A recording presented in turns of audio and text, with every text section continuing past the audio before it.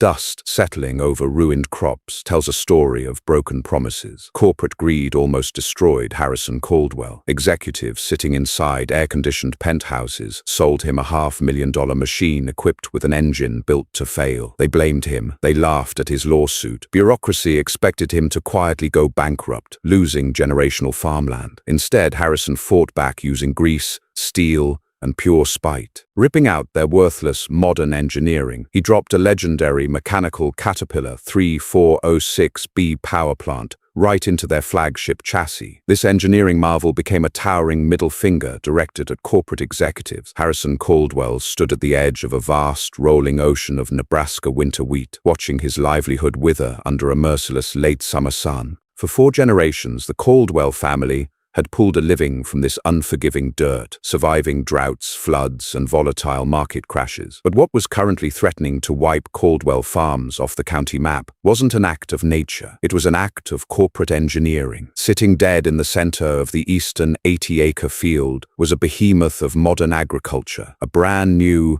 gleaming red Meridian Apex 950 tractor. Harrison had signed his soul away for it just 6 months prior, taking on a staggering $650,000 loan. Meridian Agrochemical and Machinery pitched the Apex 950 as the ultimate farming solution, a marvel of computerized efficiency boasting a proprietary 15-liter twin-turbo diesel engine. The brochures promised unparalleled fuel economy, seamless satellite-guided planting, and enough torque to pull a ripper through solid concrete. Instead, it had become the most expensive paperweight in the Midwest. The nightmare began during the crucial spring planting season. The tractor had barely logged 200 hours before the digital dashboard started resembling a Christmas tree. Warning chimes echoed incessantly inside the sound-dampened cab. It started with minor sensor faults, exhaust gas temperature anomalies, fluctuating rail pressure drops, and phantom emissions warnings. Harrison would be pulling a 30-row planter, making perfect time, when the Apex 950's computer would suddenly detect an anomaly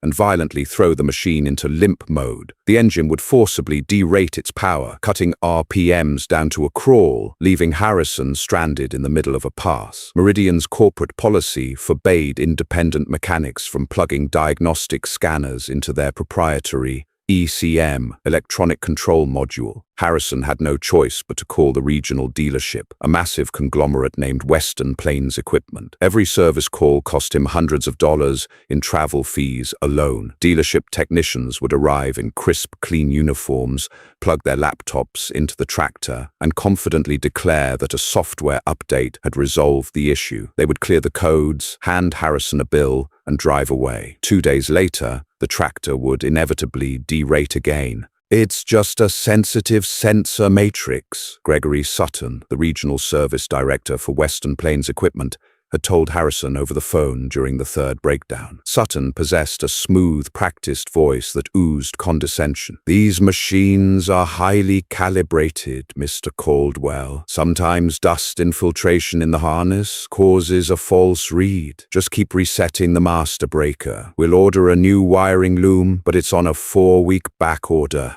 4 weeks was an eternity in farming. Missing the planting window by a month meant losing half the yield. Out of sheer desperation, Harrison learned how to bypass the master relay, constantly rebooting the tractor's computer in the field just to inch his way through planting season. It was agonizing, stressful work. He spent more time staring at error codes than watching his furrows. Then came the harvest. The heat was oppressive, hovering near 100 degrees, as Harrison hooked the Apex 950 up to a massive grain cart, running alongside the combine to catch the freshly threshed wheat. The tractor was pulling a heavy load, but nothing outside of its advertised capabilities. The engine temperature gauge was running hot, but the computer wasn't throwing any immediate derate warnings. Harrison wiped sweat from his brow, gripping the leather-wrapped steering wheel, listening to the strained, unnatural whine of the proprietary engine. It didn't sound like a diesel. It sounded tight, high-pitched, and starved. At precisely 2:14 p.m., catastrophic reality struck. There was no warning chime, no flashing red lights on the dashboard. There was only a violent, deafening bang that shook the entire 12-ton machine. It sounded as though a cannon had been fired inside the engine bay. The heavy tractor shuddered violently, throwing Harrison hard against his seatbelt. Black smoke immediately billowed from beneath the hood, thick and choking, completely blinding the windshield. Harrison instinctively slammed both feet onto the brakes and killed the ignition, his heart hammering against his ribs. He scrambled out of the cab, grabbing the fire extinguisher mounted by the steps. As the smoke began to clear, blown away by the hot prairie wind, the devastating extent of the damage revealed itself. A jagged, smoking hole the size of a watermelon had been punched clean through the side of the engine block. Shards of cast iron, shattered piston rings, and a mangled connecting rod were scattered across the dirt. Thick black engine oil poured from the ruptured block, soaking into the dry soil in a rapidly expanding pool of financial ruin. The internal oil pump had failed, starving the bearings of lubrication. The rod had seized, snapped, and violently ejected itself through the side of the motor. Harrison stood completely still in the suffocating heat, the fire extinguisher hanging loosely in his grip. The silence following the explosion was absolute, save for the hissing of boiling coolant hitting the hot exhaust manifold. He stared at the mechanical carnage, the realization washing over him like ice water. The engine was completely destroyed, the tractor was dead, and with harvest season in full swing, his farm was standing on the precipice of total collapse. 2 days after the catastrophic engine failure, Gregory Sutton arrived at Caldwell Farms. He stepped out of a pristine Silver Company SUV wearing designer sunglasses and expensive boots that had never seen actual mud. He was accompanied by a corporate field engineer from Meridian Agrochemical, a silent man carrying a ruggedized laptop case. Harrison stood by the crippled Apex 950, his arms crossed over his chest, his jaw set in a hard line. He had barely slept. The unharvested wheat was beginning to dry down past optimal moisture levels, and every passing hour cost him thousands of dollars. "Well, Mr. Caldwell," Sutton said, offering a tight, unconvincing smile as he approached the wreckage. "Let's see what we have here." The silent engineer plugged a specialized diagnostic cable into a surviving port near the cab, booting up the telemetry data. Sutton, meanwhile, walked around the massive pool of dried oil, inspecting the shattered engine block with a detached, clinical air. He peered at the sheared connecting rod protruding from the jagged metal. "Oil pump failure," Harrison stated flatly. "The same low-pressure warnings your boys kept clearing with software updates. The pump starved the bottom end. The bearing spun, and it threw a rod. It's a complete factory defect. I need a loaner tractor out here by tomorrow morning, and I need this engine replaced under warranty." Sutton sighed heavily, removing his sunglasses. "Harrison, let's not jump to conclusions. We need to analyze the data logs first." 10 minutes later, the engineer disconnected his laptop and handed a printed summary sheet to Sutton. The regional director scanned the document, his expression hardening into a mask of corporate indifference. When he looked up, the fake smile was gone. "Mr. Caldwell, I'm afraid Meridian Agrochemical is officially denying this warranty claim," Sutton said, his voice void of any emotion. Harrison felt the blood drain from his face. "Denying it? The machine has less than 400 hours on it. It's practically brand new. It's under a bumper-to-bumper 5-year powertrain warranty." "The warranty," Sutton replied smoothly, tapping the paper, "covers manufacturer defects under normal operating conditions. According to the telemetry data pulled from the ECM, this engine experienced prolonged periods of critical thermal overload. The logs indicate the tractor was operated at 98% engine load, while environmental temperatures exceeded the recommended operational threshold." "It's a tractor," Harrison exploded, stepping forward. "It pulls heavy things in the summer.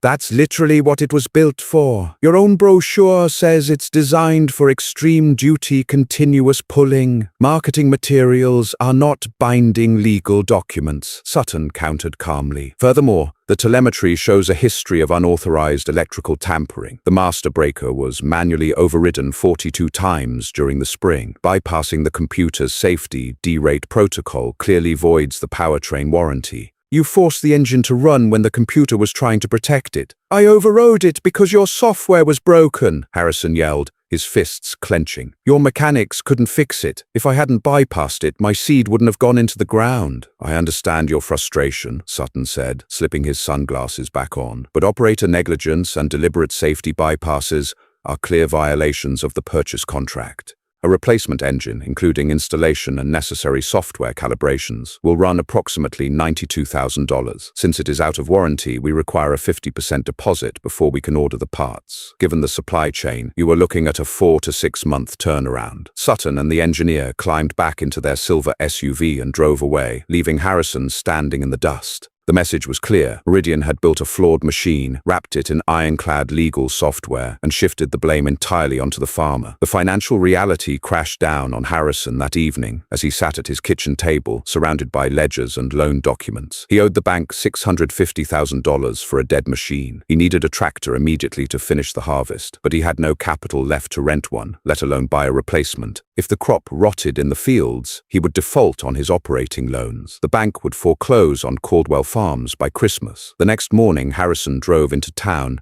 and walked into the office of Bradley Jenkins. Jenkins was a bulldog of a local attorney who specialized in agricultural law and property disputes. He had a reputation for despising large corporations and possessed a keen understanding of the brutal economics of modern farming. Harrison laid the Meridian contract, the service records, and the denial letter on Jenkins's cluttered desk. Jenkins read through the paperwork, chewing thoughtfully on an unlit cigar. After 20 minutes, he tossed the contract onto the desk. "It's a classic squeeze play," Jenkins growled. "They know their proprietary engine is a lemon. There are rumors floating around the regional co-ops that the Apex 950s are dropping like flies all over the Midwest. But Meridian has better lawyers than their engineers. They've buried a right to repair restriction deep in the end-user license agreement. By turning that key, you agreed that you don't actually own the software running the tractor. You just license it, and by overriding their broken software, you gave them the perfect out. So what do we do?" Harrison asked, his voice tight. "We sue," Jenkins said firmly. "We file a massive civil suit for breach of implied warranty,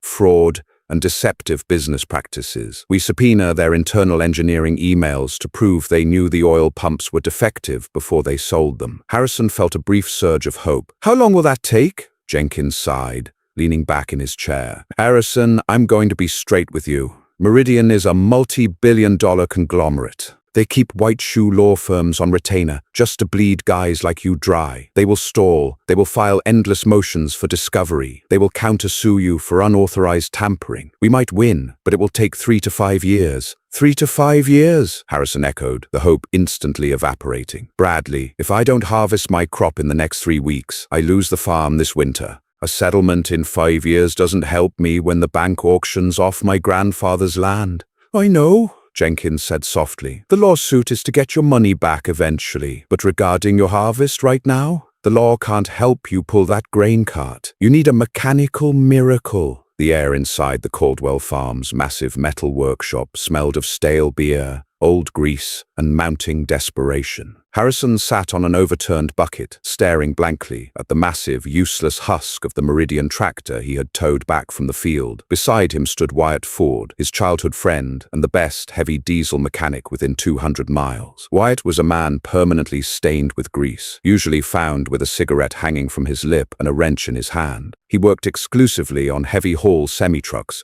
refusing to touch modern agricultural equipment because, as he frequently declared, computers ruined engines. 92 grand for a replacement motor that's just going to blow up again, Wyatt muttered, taking a long pull from a bottle of cheap lager. He walked up to the tractor, tapping the pristine red hood. "And a 6-month wait. They really have you by the throat, man." "I'm dead in the water, Wyatt," Harrison said quietly. "Even if Jenkins wins the lawsuit eventually, I'm bankrupt by December. I need a tractor pulling my grain cart by Monday." Wyatt walked around the front of the machine, staring into the cavernous, empty engine bay where the shattered Meridian block had already been partially removed. He squinted, measuring the space with his eyes. "You know," Wyatt said slowly, his voice dropping into a thoughtful gravel, "the chassis on this thing is actually built like a tank. The transmission is a beast. The hydraulics are over-engineered. The only weak link in this entire £250,000 setup is the trash engine," Harrison finished. "And the computer's telling the engine what to do," Wyatt corrected. He took another sip of beer, staring intensely at the empty bay. "Harrison, how much do you care about your warranty?" Harrison let out a dark, bitter laugh. "They voided it. It's gone. I own a $650,000 piece of scrap metal."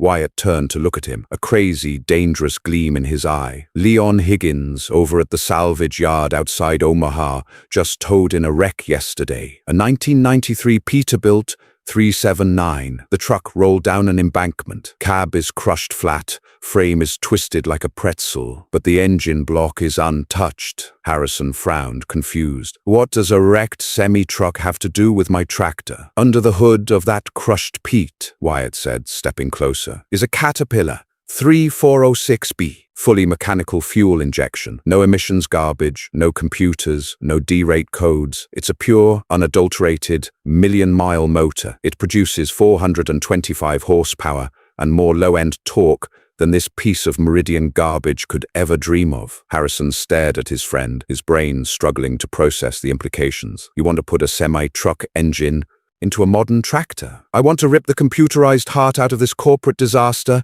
and replace it with a mechanical legend, Wyatt corrected. I checked the dimensions in my head. The Cat 3406B is a long inline six, but this engine bay is massive. It will fit. Barely, but it will fit. Wyatt, you're insane, Harrison said, standing up. It's not just about fitting it in the hole. The Meridian's transmission is electronically controlled. The hydraulic pumps are tied to the CAN bus network. The cab dashboard, the PTO, the steering. It all requires a digital handshake from the original engine's computer. If the tractor's main brain doesn't detect the factory motor, it locks out the transmission. It won't even go into gear. I know, Wyatt grinned, pulling a crumpled pack of cigarettes from his overalls. That's why we aren't going to ask the computer for permission. We are going to bypass the entire digital nervous system.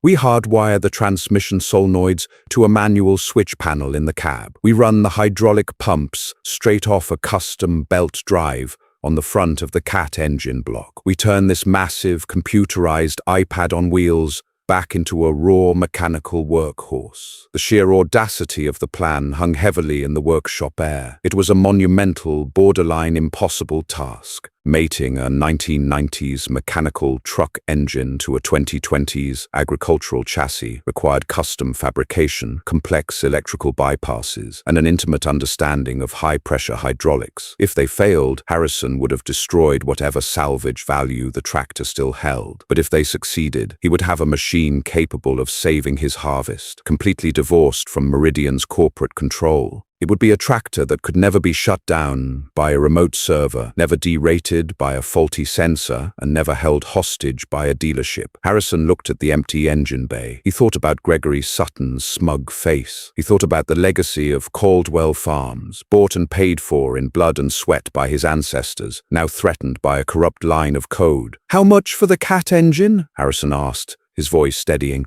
"Leon wants 8,000 for the entire motor, pulled and loaded," Wyatt replied, sensing the shift in Harrison's demeanor. "We will need another 10 grand in raw steel, custom bell housing adapters, and heavy-duty wiring. $18,000. It was nearly every cent Harrison had left in his emergency operating fund. It was a massive gamble. "Can we do it in 5 days?" Harrison demanded. Wyatt smiled, tossing his wrench onto the metal workbench with a loud clatter.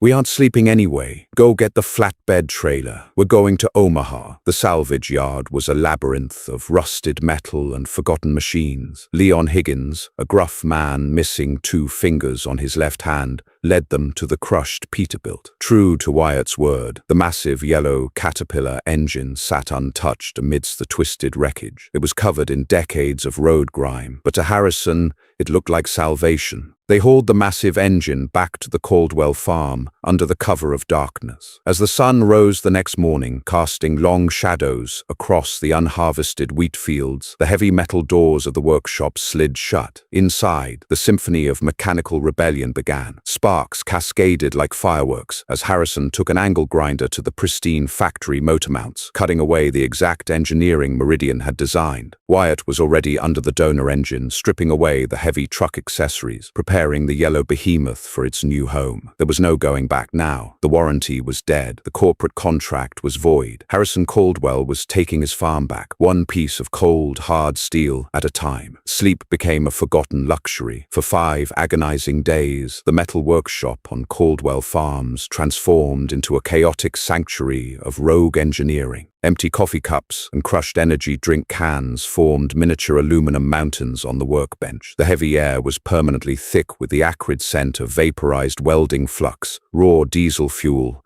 and burnt ozone. Harrison and Wyatt operated in a state of hyper-focused exhaustion. The sheer scale of the surgical transplant they were attempting was staggering. The Meridian Apex 950 was designed with millimeter-precise tolerances to house its proprietary engine. Dropping a 1993 Caterpillar 3406B into that designated space was akin to forcing a massive cast-iron sledgehammer into a digital watch casing. Clearance was their first major enemy. The massive inline-six Caterpillar was considerably longer and taller than the factory V8 they had pulled out. Harrison spent 14 hours suspended inside the engine bay with a plasma cutter, ruthlessly slicing away the factory crossmembers and structural braces. He was intentionally destroying the structural integrity of a $500,000 machine, betting everything on his ability to weld in thicker, stronger, custom steel mounts to cradle the heavy yellow block. "Lower it down, slow!" Wyatt bellowed over the whine of the overhead gantry crane. Harrison worked the remote pendant, inching the massive 3,000-pound Caterpillar engine downward. It bumped against the steering column linkage, grinding metal on metal. "Stop!" Wyatt yelled, shining a heavy-duty flashlight into the cramped void. "We're hitting the primary hydraulic pump housing. We need another 2 inches of clearance on the port side." Harrison wiped a mixture of sweat and black grease from his eyes. "If I cut 2 more inches out of that frame rail, we compromise the front axle mounting point. The whole front end will shear off the second I drop a heavy implement behind it." Wyatt chewed on the end of a heavily mangled cigar. "Then we don't cut the frame. We cut the oil pan. We fabricate a custom sump, notch it out around the axle, and increase the oil capacity on the deep end to compensate." Fabricating a custom oil pan took another 8 hours of precise measuring, cutting, and TIG welding. But the mechanical hurdle was nothing compared to the digital nightmare waiting for them. Mating the raw, mechanical power of the Cat engine to the Meridian's electronically controlled transmission required a custom bell housing adapter plate. They hauled the exact measurements to Caleb Donovan, an eccentric, reclusive machinist who operated a high-end CNC shop in a neighboring county. Caleb usually contracted for aerospace firms, but he held a deep-seated respect for Wyatt's mechanical insanity. For $3,000 in cash and a promise of a side of butchered beef come winter, Caleb milled a massive 2-inch thick slab of T6 aerospace-grade aluminum into a perfect adapter plate. It allowed the heavy-duty truck clutch to bolt directly to the tractor's transmission input shaft. The physical connection was secured. The digital connection, however, had to be violently severed. Modern tractors rely on a CAN bus network.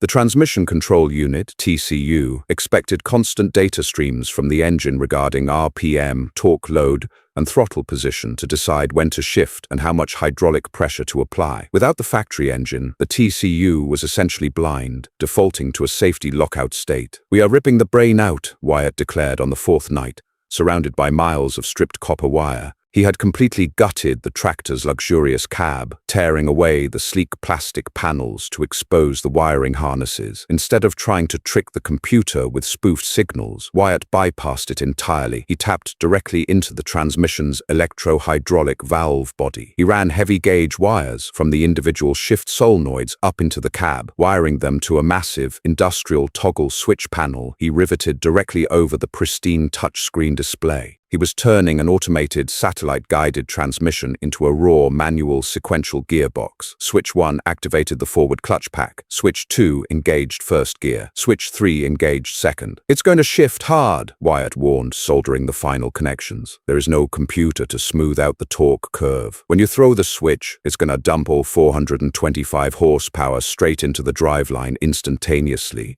You'll have to match the RPMs manually with the hand throttle." "I don't care if it rattles my teeth out," Harrison replied, his voice hoarse. "I just need the wheels to turn." By the afternoon of the 5th day, the transformation was complete. The sleek, aerodynamic red hood of the Meridian tractor had been heavily modified with an angle grinder to accommodate the massive, chrome, straight-pipe exhaust Wyatt had bolted to the turbocharger. The hood no longer closed perfectly, leaving a jagged, aggressive gap where the massive yellow valve cover peeked through. It looked like a street brawler wearing a torn tuxedo. It was ugly, scarred, and intimidating. Tension in the workshop was thick enough to choke on. Harrison climbed into the cab, the leather seat completely covered in dust and metal shavings. He stared at the custom control panel Wyatt had wired into the console. There were no digital readouts, no welcoming chimes, no glowing logos, just a row of heavy-duty aviation toggle switches and a mechanical oil pressure gauge bolted to the A-pillar. Wyatt stood next to the open engine bay, holding a massive can of starting fluid. "Turn the master power on!" Harrison flipped the heavy red switch. The cab lights flickered to life. The transmission solenoids buzzed with a low, angry hum. "Fuel pump!" Harrison hit the secondary toggle. A loud, mechanical whine echoed from beneath the floorboards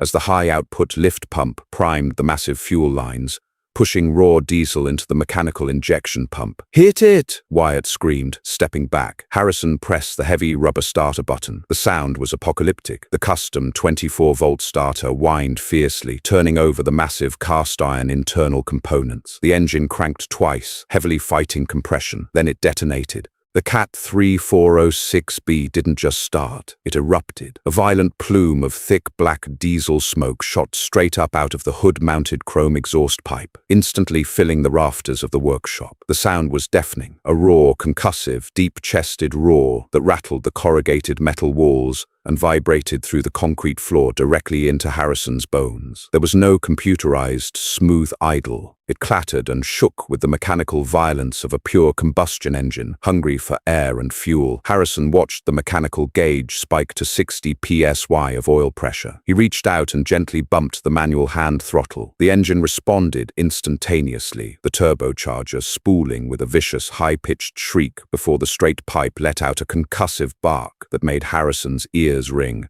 Wyatt was laughing maniacally through the smoke, pumping his fists in the air. "She's alive! Put her in gear!" Harrison engaged the forward clutch toggle. The entire 12-ton chassis shuddered violently as the mechanical connection was made. He flipped the toggle for first gear. With a heavy metallic clunk that reverberated through the frame, the transmission engaged. Harrison eased off the heavy clutch pedal, feeding the engine a touch of fuel. The massive dual rear tires bit into the dirt floor of the workshop. The modified Meridian, the Iron Outlaw, as Wyatt had affectionately dubbed it at 3 a.m. the night before, rolled slowly forward, breaking out into the bright afternoon sunlight. There was no time for a break-in period. The sky to the west was bruising purple, threatening a massive late-summer thunderstorm that would completely ruin the remaining wheat crop. Harrison drove the roaring, smoking beast directly to the eastern field, where Samuel Henderson, an older neighbor Harrison had hired, was anxiously waiting inside the combine. Samuel stared in absolute shock as the ruined, silent Meridian tractor from 5 days ago came tearing across the dirt road,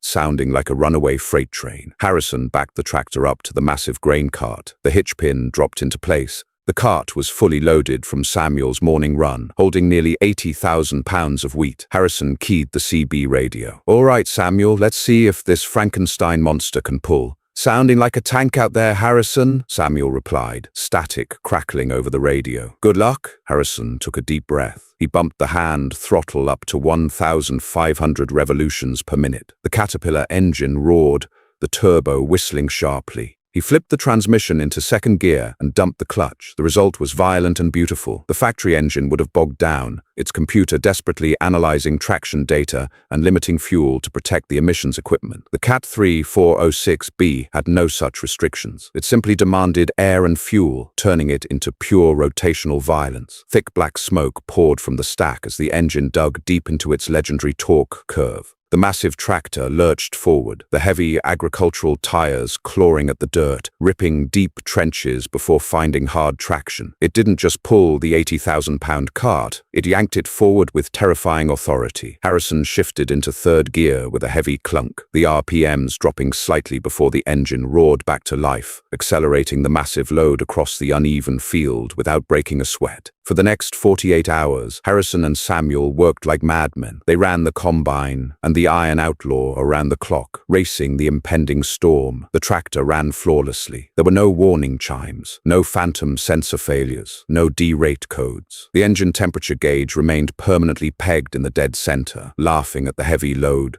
When the first heavy drops of rain finally began to fall, turning the dust into mud, the final load of wheat had been secured in the silos. The harvest was saved. The farm would survive the winter. Harrison parked the tractor in the shed, cutting the fuel supply. The massive engine spun down, the turbocharger slowly winding out with a jet-like whine. The silence that followed was profound. He rested his head against the steering wheel, his hands trembling from adrenaline and sheer exhaustion. He had beaten nature, and more importantly, he had beaten Meridian. But a corporate empire does not take defeat lightly. News travels through a farming community faster than a prairie fire. Within a week of the harvest, cell phone videos of Harrison's roaring, smoke-belching, yellow-powered Meridian tractor pulling impossible loads had saturated local social media. It became a legendary tale at the county co-op, the farmer who ripped the heart out of a corporate lemon and built a mechanical god. Naturally, the viral videos eventually landed on the polished mahogany desk of Gregory Sutton at Western Plains Equipment. 3 weeks after the harvest, Harrison was in the workshop changing the oil on the Iron Outlaw when a fleet of black sedans and a local sheriff's cruiser pulled into his driveway. Harrison wiped his hands on a rag, stepping out into the crisp autumn air. Wyatt, who was welding a bracket nearby, killed his torch and walked out beside him, his hand resting casually on a heavy pipe wrench. Gregory Sutton stepped out of the lead sedan. This time, he wasn't accompanied by a silent engineer. He was flanked by Derek Lawson, a ruthless corporate litigator for Meridian Agrochemical, and a stern-looking man wearing a windbreaker emblazoned with the logo of the Environmental Protection Agency. Local Sheriff Davis stepped out of his cruiser, looking incredibly uncomfortable. "Morning, Harrison," the sheriff muttered, tipping his hat. "These folks presented me with a court order. I just have to keep the peace while they serve it." Lawson, a man whose expensive suit looked entirely alien in a farmyard, unrolled a thick stack of legal documents. "Harrison Caldwell, you are hereby served with a cease and desist order, an emergency injunction, and notice of federal patent and environmental violations." "That's a lot of paper for a broken tractor," Harrison said coldly. "It's not broken anymore, is it?" Sutton sneered, pointing at the massive, modified machine visible through the open workshop doors. "You bypassed our proprietary software. You circumvented the digital rights management protecting the CAN bus network. That is a direct violation of the Digital Millennium Copyright Act. You stole our operating system's functionality." "I didn't steal your software," Harrison fired back. "I disconnected it because it was garbage. I hardwired the transmission myself. And in doing so, you created an illegal, unregulated machine," Lawson interjected smoothly. He gestured to the man in the windbreaker. "Mr. Finch here is a regional inspector for the EPA. The Apex 950 was certified as a Tier 4 final emissions compliant vehicle. By removing that engine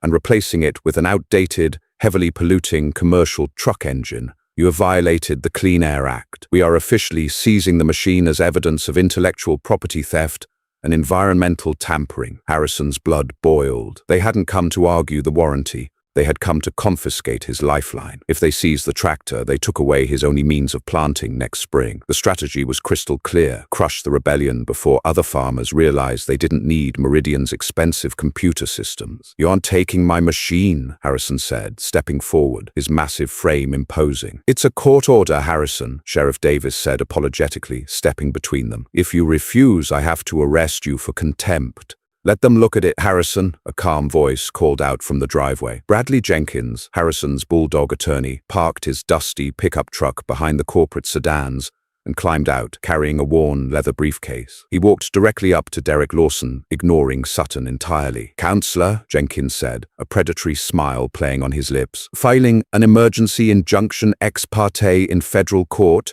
without notifying opposing counsel. Tacky.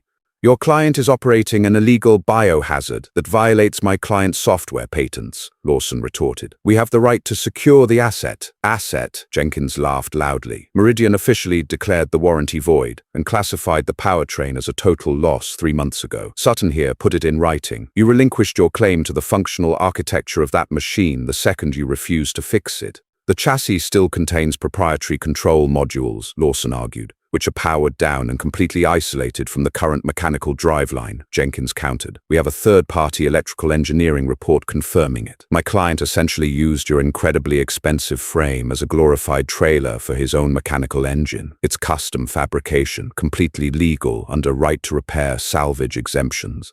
"What about the EPA violations?" Sutton demanded, looking at the inspector. "That engine produces 10 times the soot of a Tier 4 motor. He's running an illegal semi-truck engine off-highway." Jenkins turned to the EPA inspector, his smile widening. "Mr. Finch, is it? Did Mr. Sutton inform you of the exact origin of the power plant inside that tractor?" Finch frowned. "We were informed it is a commercial highway engine operating outside its designated class. Well, you were misinformed, Jenkins said, pulling a laminated document from his briefcase. The engine currently installed is a Caterpillar 3406B, serial number 8 TC14902. Yes, it was originally designed for a highway truck in 1993. However, my client purchased the engine from a licensed salvage dealer. Under the EPA's own engine replacement provisions, specifically Title 40 CFR Part 1068, if an engine is used exclusively for agricultural production on private land, and the original equipment manufacturer engine experienced catastrophic failure outside of warranty coverage. An older tier engine may be utilized provided it is registered as stationary or off-road agricultural equipment. Jenkins handed the laminated form to Finch. Here is the approved off-highway agricultural registration, filed and stamped by the State Department of Agriculture 2 weeks ago. It is completely exempt from the highway emissions standards Mr. Sutton is whining about. Finch studied the document carefully. He looked at Sutton, clearly annoyed. This paperwork is in order. It's classified as an exempt agricultural implement. My jurisdiction here is nullified. Sutton's face turned an ugly shade of purple. Lawson snatched the paper from Finch, his eyes scanning the legal text frantically. "This isn't over," Lawson hissed at Jenkins. "The patent violation stands. We will file for a permanent injunction on the grounds of unsafe engineering modifications." "Go ahead," Jenkins challenged, stepping closer to the corporate lawyer. "Because in the discovery phase, I am going to subpoena every single internal engineering memo regarding the oil pump failures in the Apex 950 line. I will subpoena the financial records showing how much money Meridian made charging farmers for diagnostic software resets that your engineers knew wouldn't fix the physical hardware defect. We will make this class action so fast your stock price will plummet before lunch." Jenkins leaned in, his voice dropping to a dangerous whisper. "You want to fight over this tractor? We will tear your entire corporate empire apart in open court. Tell your board of directors that Harrison Caldwell isn't quietly going bankrupt. He's going to war." Winter slammed into Nebraska with brutal, unforgiving force, freezing the soil and locking Caldwell Farms in a desolate, icy grip. While the land slept beneath 3 feet of snow, the legal war inside Bradley Jenkins's cramped, wood-paneled office was just igniting. Meridian Agrochemical delivered on their threat, unleashing a torrential blizzard of paperwork designed to bury Harrison Caldwell in legal fees before he could ever see the inside of a courtroom. Derek Lawson and his army of corporate associates filed endless motions. They demanded depositions from everyone connected to the farm, including Caleb Donovan, the eccentric machinist, and Leon Higgins, the salvage yard owner.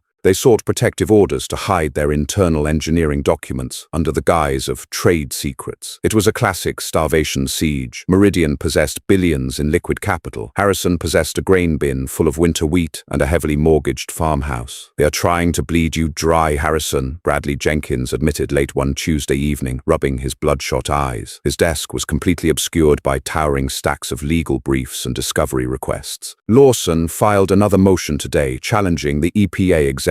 "It's frivolous, but I still have to bill you for the hours it takes to fight it. We are burning through your harvest revenue at a terrifying rate." Harrison sat in the worn leather guest chair, staring at the sleet violently pelting the office window. The initial adrenaline of saving his harvest had long since evaporated, replaced by a suffocating, persistent anxiety. The Iron Outlaw sat silently in his unheated workshop, a magnificent mechanical beast temporarily caged by red tape. He had survived the autumn, but if Meridian successfully secured a permanent injunction prohibiting him from using the modified machine, he would miss the critical spring planting window. That would be the final, fatal blow. "Keep digging, Bradley," Harrison rasped, his voice tight. "Don't let off the gas. You told me you were going to subpoena their internal engineering emails regarding the Apex 950's oil pump failures. Did we get them?" Jenkins let out a heavy, bitter sigh. "We got them, all right. 300,000 pages of heavily redacted corporate jargon. They buried the relevant data under mountains of irrelevant HR newsletters and cafeteria menus. It's a needle in a haystack, and they know I don't have a team of 50 paralegals to comb through it." But Meridian Agrochemical had made one fatal miscalculation. They underestimated the deep, sprawling roots of the agricultural community. Word of Harrison's defiance had not just spread among local farmers, it had reached the darker corners of the internet. Dedicated farming forums and heavy diesel message boards were buzzing with the legend of the Iron Outlaw. Engineers, mechanics, and technicians across the country were quietly cheering for the rogue farmer who had successfully bypassed an uncrackable corporate CAN bus network. 2 weeks before the preliminary injunction hearing, an unmarked manila envelope arrived at Jenkins's office via certified mail, bearing a return address from a generic post office box in Chicago, Illinois. Inside was a simple encrypted USB flash drive and a single sheet of paper containing a typed password. Jenkins called Harrison and Wyatt into his office immediately. With Harrison pacing the floor and Wyatt leaning against the doorframe, Jenkins plugged the drive into his secure offline laptop. He entered the password. A single folder appeared, titled Project Icarus. When Jenkins opened the files, the temperature in the room seemed to drop 10 degrees. "Holy mother of pearl," Jenkins whispered, scrolling rapidly through the documents. "This isn't just a smoking gun. This is an artillery barrage." The drive contained unredacted internal communications, test telemetry, and executive summaries from Meridian's global engineering headquarters. The most damning evidence was a chain of emails originating from Jonathan Kessler, the former lead propulsion engineer for the Apex series, addressed directly to William Thornton, the chief executive officer of Meridian Agrochemical. Wyatt stepped up behind Jenkins, his eyes scanning the glowing screen. "Translate the corporate speak, Bradley. What are we looking at?" "These are pre-production stress test results from 3 years ago," Jenkins explained, his voice vibrating with disbelief and rising triumph. Kessler explicitly warned CEO William Thornton that the proprietary variable flow oil pump in the new 15-liter engine had a critical design flaw. Under sustained high-load, high-temperature conditions, literally the exact conditions of a summer harvest, the pump's internal bypass valve would flutter, starving the bottom-end bearings of oil. Harrison stopped pacing. They knew, before they even sold the first tractor, they knew the engine would blow up. "It gets worse," Jenkins said, clicking onto the next document. Kessler requested a redesign of the pump housing. It would have delayed the launch of the Apex 950 by 6 months, and cost the company $40 million in retooling. Thornton denied the request. In this memo, Thornton explicitly states that the failure rate falls within an acceptable profit margin, because the resulting out-of-warranty engine replacements and proprietary software diagnostic fees would generate a net positive revenue stream for their regional dealerships. The silence in the room was deafening. Meridian hadn't just built a lemon, they had weaponized a mechanical flaw. They intentionally sold farmers a ticking time bomb, fully intending to profit off the devastating explosions. They had designed a machine to fail, relying on their ironclad software locks to force farmers to buy replacement parts exclusively from them at a massive markup. "They built a hostage situation," Wyatt growled, his fists clenching tight enough to turn his knuckles white. "And Sutton was the guy holding the gun to your head out in the field." Jenkins abruptly slammed his laptop shut, a predatory, terrifying grin spreading across his face. He looked like a wolf that had just found a wounded stag. "Harrison, they tried to bury you with paperwork. Tomorrow morning, we are going to bury them with fraud." The preliminary injunction hearing was held in the cavernous, mahogany-lined courtroom of the Federal District Court in Omaha. The atmosphere was incredibly tense, heavy with the weight of impending precedent. The gallery was packed to capacity, not with law students or reporters, but with dozens of local farmers wearing worn denim,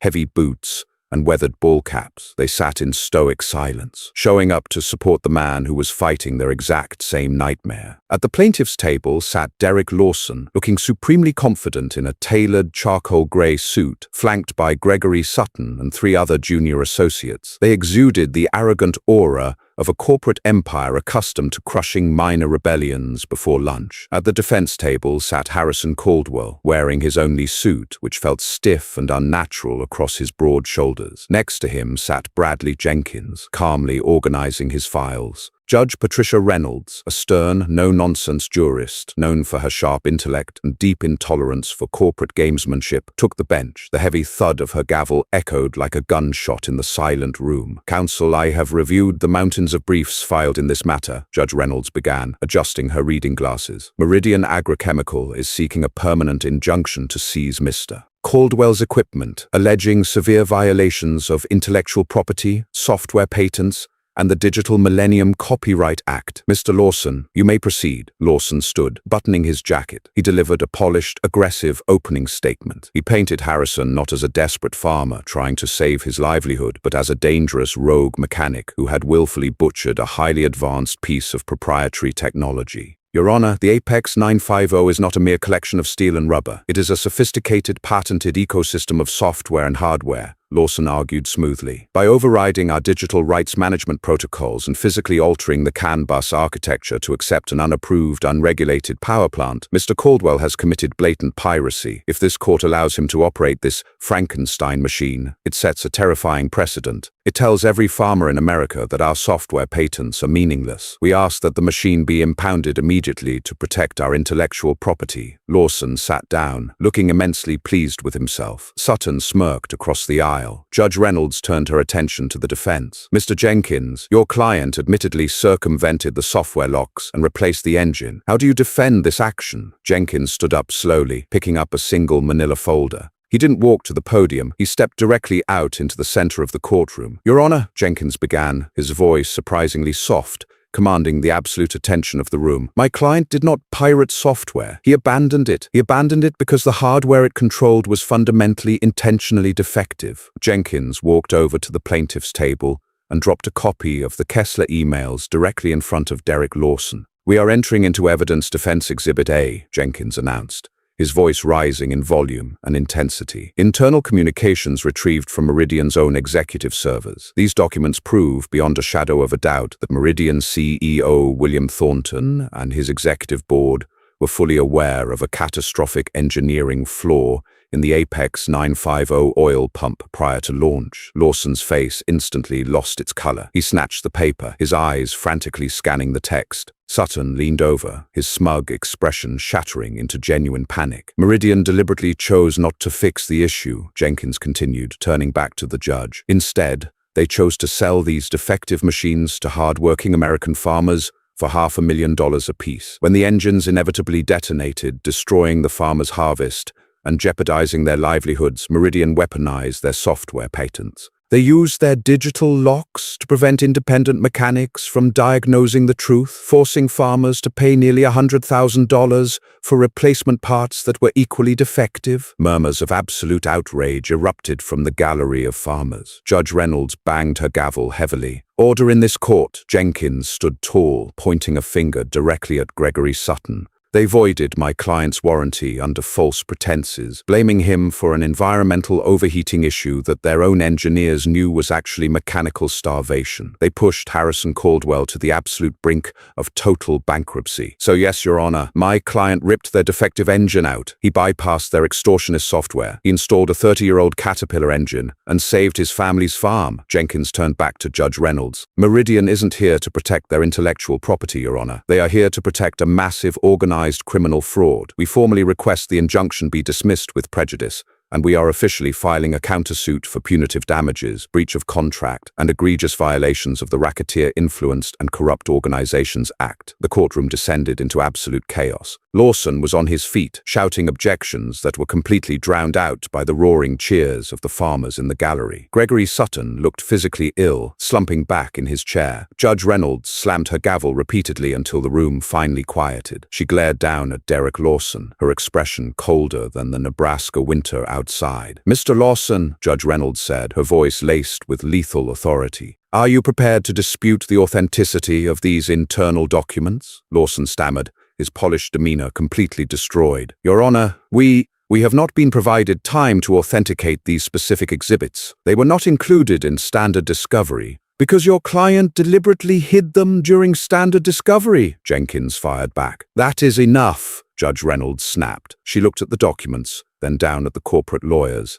The request for an emergency injunction against Mr. Caldwell is denied. Furthermore, Mr. Lawson, I highly suggest you advise your client to retain specialized criminal defense counsel. I am forwarding these exhibits directly to the United States Department of Justice for immediate review regarding wire fraud and corporate malfeasance. We are adjourned. The fallout from the Omaha hearing did not merely ripple through the agricultural industry. It hit with the concussive force of a seismic event. Within 24 hours, the Kessler documents, the unredacted internal emails proving Meridian Agrochemical knowingly sold defective equipment to maximize service profits, were anonymously leaked to the national press. Major financial news syndicates, usually disinterested in the plight of Midwestern farmers, ran the story on continuous loops. Anchors dissected the damning emails, projecting CEO William Thornton's arrogant words, onto millions of screens. The narrative was too perfect for the media to ignore. A ruthless corporate Goliath brought to its knees by a grease-stained farmer, wielding a 30-year-old salvaged engine and righteous fury. Meridian Agrochemicals stock reacted exactly as Bradley Jenkins had predicted. It went into a terrifying freefall. In a single trading session, the stock plummeted 42%, vaporizing billions of dollars in shareholder equity. Panic seized the corporate headquarters in Chicago. An emergency board of directors meeting was convened at 2 a.m. William Thornton, who had spent his career insulating himself from the consequences of his engineering department's shortcuts, found himself entirely exposed. According to industry insiders, Thornton attempted to shift the blame onto his legal team, screaming that Derek Lawson should have suppressed the documents. But the board had no patience for excuses, as federal investigators from the Department of Justice were already drafting subpoenas. By dawn, Thornton was unanimously ousted, stripped of his severance package pending a massive criminal investigation. Down in Nebraska, the atmosphere inside Bradley Jenkins's wood-paneled office was dramatically different from the suffocating dread of the winter months. 3 weeks after the Omaha showdown, Derek Lawson returned. He arrived not in a fleet of black sedans, but in a rented car, looking remarkably haggard. The bespoke charcoal suit hung loosely on his frame, and his posture was completely defeated. He sat across from Jenkins and Harrison Caldwell, placing a thick leather-bound portfolio on the desk. "The new board of directors wants this contained immediately," Lawson said, his voice stripped of all its former condescending polish. "They are facing a multi-state class action lawsuit. They cannot afford the optics of Harrison Caldwell taking them to trial. We are prepared to offer a comprehensive final settlement." Jenkins didn't even open the folder. He leaned back in his chair, lacing his fingers together. "Let me guess, a non-disclosure agreement in exchange for a few $100,000. Tell the new board they need to add a zero, Derek, and then double it. You nearly bankrupt a generational farm. You subjected my client to severe emotional and financial distress. You engage in a coordinated campaign of corporate extortion." Lawson swallowed hard, sliding the portfolio forward. The figure enclosed covers the complete payoff of the Caldwell Farms mortgage. It reimburses the full purchase price of the Apex 950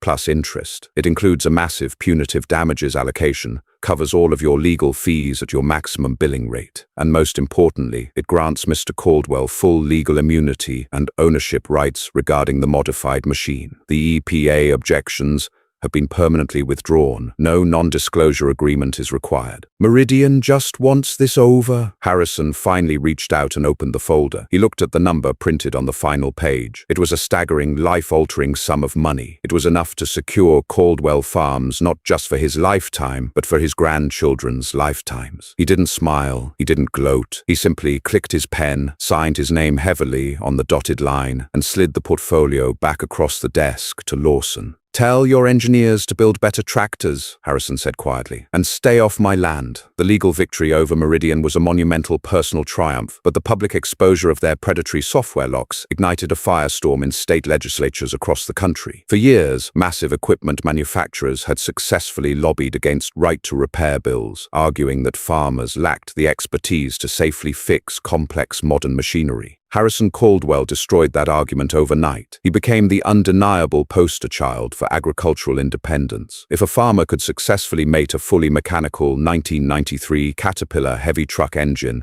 to a hyper-advanced agricultural chassis in a dirt floor shed, the manufacturers could no longer claim their technology was too delicate for independent mechanics to touch. Within a year of the lawsuit settling, a legislative avalanche occurred. 7 major agricultural states, spurred by the outrage of their rural constituents, passed aggressive right-to-repair laws. The legislation explicitly outlawed the use of proprietary software locks designed to prevent equipment owners from diagnosing and repairing their own machinery. It forced manufacturers to sell diagnostic tools and replacement parts directly to independent repair shops at fair market prices. The media dubbed it the Iron Outlaw provision, a direct homage to the roaring yellow beast that had started the revolution. When spring finally returned to Nebraska, melting the heavy winter snow and softening the dark, rich earth, the victory truly materialized. On a crisp, bright Tuesday morning, Harrison Caldwell walked into his workshop. The air smelled of fresh dirt, engine oil, and promise. He climbed high into the cab of the Iron Outlaw, The heavily modified Meridian tractor, with its jagged, custom-cut hood and the massive yellow Caterpillar 3406B engine dominating the bay, looked just as aggressive and beautiful as the day Wyatt Ford had built it. Harrison flipped the heavy red toggle switch on the custom dash panel. The high-output lift pump whined, playing a mechanical symphony of anticipation. He pressed the starter button. The Cat engine erupted with a deafening, concussive roar, sending a thick, triumphant plume of black diesel smoke directly up into the clear blue sky. The mechanical gauges snapped instantly to life. There were no warning chimes, no computerized delays requesting network permissions, no corporate oversight monitoring his RPMs. He engaged the heavy manual transmission, dropped the massive 30-row planter into the soft soil, and hit the hand throttle. The massive tractor surged forward, ripping through the earth with terrifying, unstoppable power, planting the seeds of a new season completely on his own terms. A few miles down the county road, Wyatt Ford was standing outside his newly constructed commercial garage. He had used his generous share of the settlement money to massively expand his operation. A towering steel sign hung above the 4 heavy-duty bay doors, reading Ford and Caldwell, heavy mechanical, specializing in corporate bypasses. Parked in the gravel lot outside Wyatt's shop was a sight that would give any corporate executive nightmares. Lined up in a neat row were 6 brand-new, completely dead modern tractors, towed in from neighboring counties. Their owners had refused to pay the dealerships for endless software resets. Beside the crippled machines sat 6 massive, shrink-wrapped mechanical heavy truck engines, Cummins, Detroit diesels, and Caterpillars, freshly delivered from salvage yards across the Midwest. The farmers didn't want the fragile factory replacements anymore. They wanted the iron outlaw treatment. They wanted their independence back, forged in raw steel and mechanical injection. Harrison reached the end of the field, smoothly turning the massive machine around for another pass. He looked out over the sprawling ocean of his family's land, feeling the deep, vibrating hum of the mechanical engine in his chest. The corporate giants had tried to crush him, relying on fine print, digital chains, and the threat of bankruptcy. But they had forgotten the fundamental rule of the American farmer. You do not survive the unforgiving dirt without learning how to fight dirty. They thought they controlled the machine. But Harrison Caldwell had proven, with grease, steel, and a legendary engine, the true power doesn't come from a microchip. It comes from the hands of the man holding the wrench. The story of the Iron Outlaw is a masterclass in mechanical rebellion and the indomitable spirit of the agricultural community. Harrison Caldwell didn't just rebuild a broken tractor, he shattered a predatory corporate ecosystem and struck a massive blow for the right to repair movement worldwide. It is a stark, powerful reminder that true ownership means the freedom to fix, modify, and conquer the tools we rely on to survive. If this deep dive into farming drama, corporate greed, and heavy diesel engineering got your blood pumping, don't let the story end here. Smash that like button to show your support for independent mechanics everywhere. Share this video with anyone who loves a true David versus Goliath story, and subscribe to the channel for more incredible real-life tales of engineering and standing up to the system. Drop a comment below. Would you have the guts to rip the computer out of a $500,000 machine?